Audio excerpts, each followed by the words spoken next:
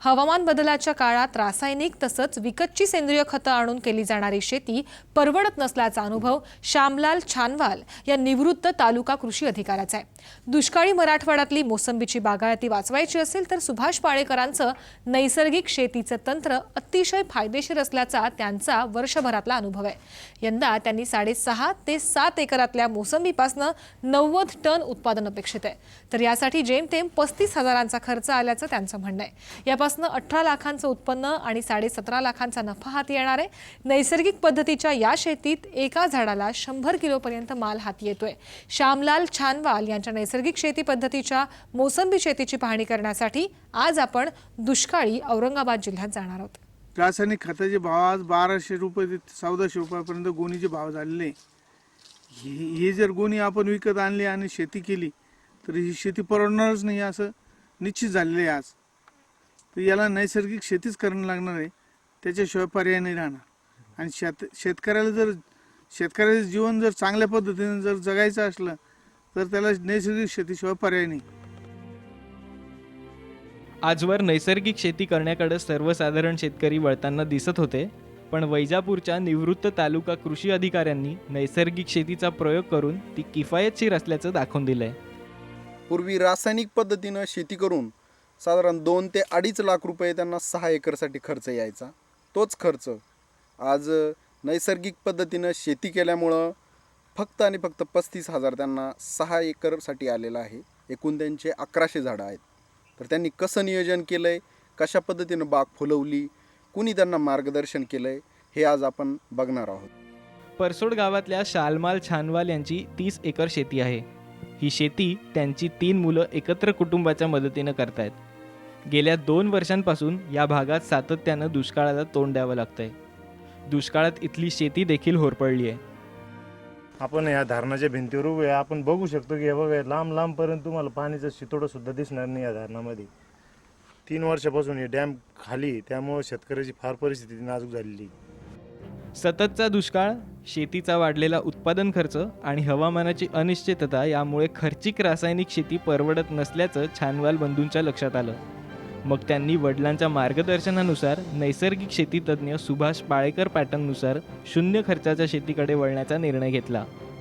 आपल्या सामटीवर ऐकलेलं होतं, बरेच वेळेस प्रोग्राम बघितले सकाळी लागतात ते, आणि त्यामुळं मग म्हटलं काहीतरी नवीन बघावं करावा। आणि मी गेलो, 7 दिवसाचा प्रोग्राम व्यवस्थित केला आणि मला एक कळलं का बुवा काहीतरी आपण नवीन केलं पाहिजेच। हे सरांचं काहीतरी आपल्यासाठी मरमर तळतळ केली, आपल्यासाठी 7 दिवस शिकवलं आणि मी ते करून बघायचं ठरवलं। बुवा नाही बा, आपण 0 बजेटने आपल्याला जर शेती होत असली तर आपला फायदा दुपटीने होऊ शकतो।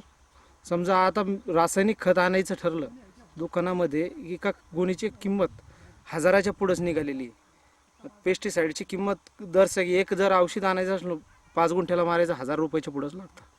आणि त्यामुळं मग मी ठरवलं की आपण ह्याच पद्धतीने शेती करायची सुभाष पाळेकर सरांच्या। ऑगस्ट 2014 मध्ये सतीश यांनी पाळेकरांचं शिबिर केल्यानंतर रासायनिक शेतीला रामराम ठोकला आणि जीवामृत दशपर्णी आच्छादन या तंत्राला जवळ केलं।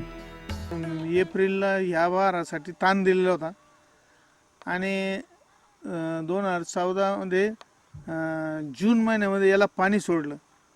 पाणी सोडल्यानंतर आम्ही त्यावेळेस काही रासायनिक खत वगैरे टाकलं नाही। त्याच्यानंतर पुढे पावसाळा लागला, फुटवा फुटला आणि फुलं धरली झाडाने। नंतर त्याच्यानंतर मला वाटतं ऑगस्टमध्ये मुलगा माझा सुभाष पाळेकर सरांकडे गेला, सोलापूरला ट्रेनिंग होतं तिथं, आणि त्या ठिकाणी ट्रेनिंग घेऊन आल्यानंतर त्यानं अमृत पाणी वगैरे द्यायला सुरुवात केली। तोपर्यंत आम्ही कुठलंही रासायनिक खत त्याला टाकलेलं नव्हतं। अमृत पाणी तयार करताना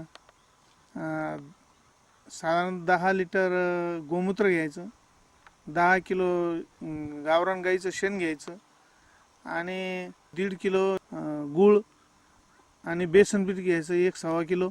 त्याच्यानंतर पुन्हा 1 किलो माती घ्यायची जुन्या झाडाखालची, की ज्या झाडाखाली मशागत वगैरे काही होत नाही, 50-50 वर्षाचं झाड आहे जुनं, वडाचं झाडासारखं असं झाड।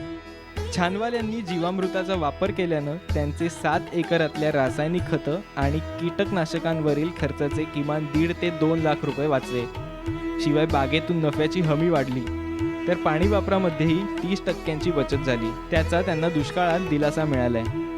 संध्याकाळी एकदा सकाळी एकदा अँटी क्लॉकवाईज फिरवायचं, जशी घड्याळ फिरते आपली तशी त्याप्रमाणे फिरवायचं आणि 2 दिवसानंतर प्रत्येक झाडाला आपण 1-1 लिटर ते टाकलेलं आहे. अमृत पाण्याचा जर बारकाईनं अभ्यास जर केला तर त्याच्यामुळं झाडांची वाढ चांगली, पुन्हा त्याच्यानंतर फळाची क्वालिटी चांगली, चकाकी जास्त आलेली आहे आणि जे काही झाडं अशी किडकी आणि रोगट वाढतात ते झाडं पण सुधारतात त्याच्यामुळं. आणि जर समजा आपल्या फळाला जर चकाकी चांगली राहिली तर मार्केट चांगलं मिळतं आपल्याला.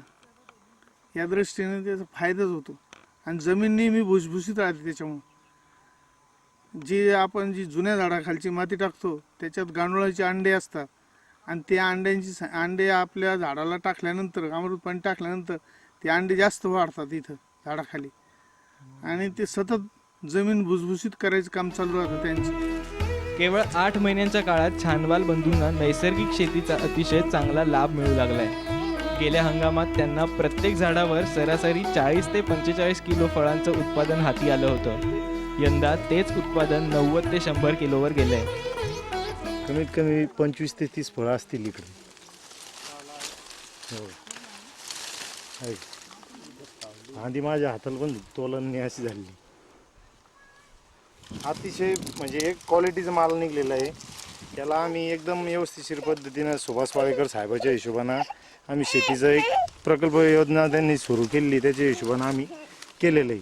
ती आज तोलन अशी झालेली आहे. या झाडाला कमीत कमी 100 किलो माल असा निघल. एका झाडाला 100 किलो निघल सरासरी माल.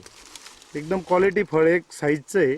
असं कमी जास्त साईज तुम्हाला कोणतंच दिसणार नाही. हे बघा एकदम एक साईज माल आहे. सुभाष पाळेकर साहेबांच्या हिशोबानं आम्ही शेती घडून आणलेली. हे बघा इकडून बघा. याला पुन्हा रासायनिक खताचा आम्ही एक दाणाही यूज नाही करता असं पीक आणलेलं आहे. हे बघा पूर्ण मालच आहे. पाला कमी माल जास्त. बघा हाती उचलणं सुद्धा नाही ती आम्हाला. सुभाष पाळेकरांच्या नैसर्गिक शेती तंत्राचा अभ्यास केल्यानंतर सतीश यांना डायबॅकनं पिवळी पडलेली झाडं हिरवी करण्यात यश आलंय. शिवाय ठिबकच्या वापराऐवजी त्यांनी 2 ओळींच्या मध्ये दांडा पद्धतीनं पाणी द्यायला सुरुवात केली आहे. महिन्याकाठी ते 2 वेळेस दांडा पद्धतीनं पाणी देतात.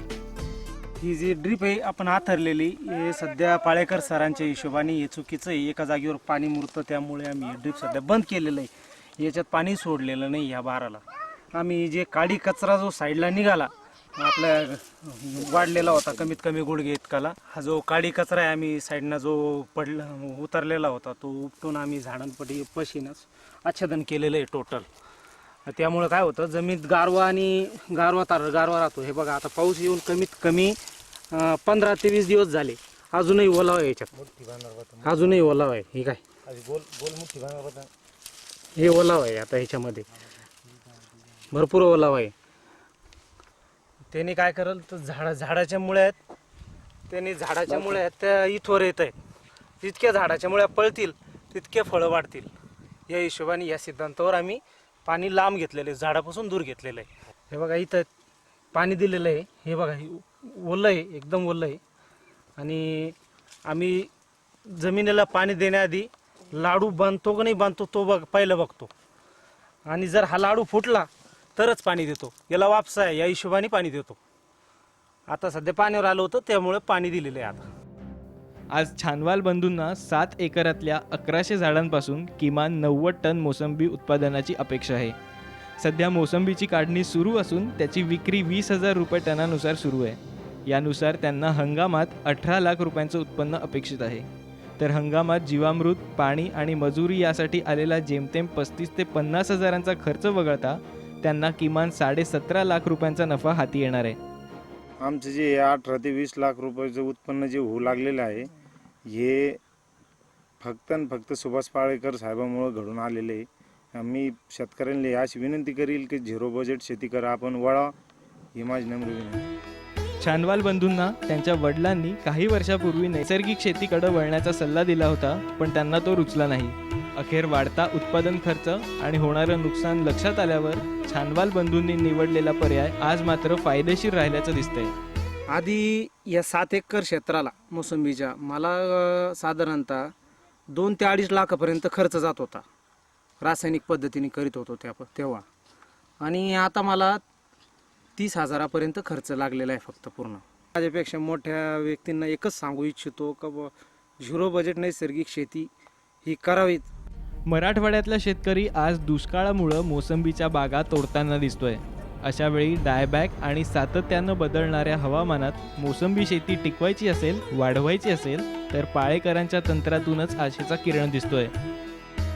अशा पद्धतीनं नैसर्गिक शेती ही आता काळाची गरज झालेली आहे हे आपल्याला यातून शिकायला मिळते. साम TV साठी गंगाधर गीते, वैजापूर, औरंगाबाद.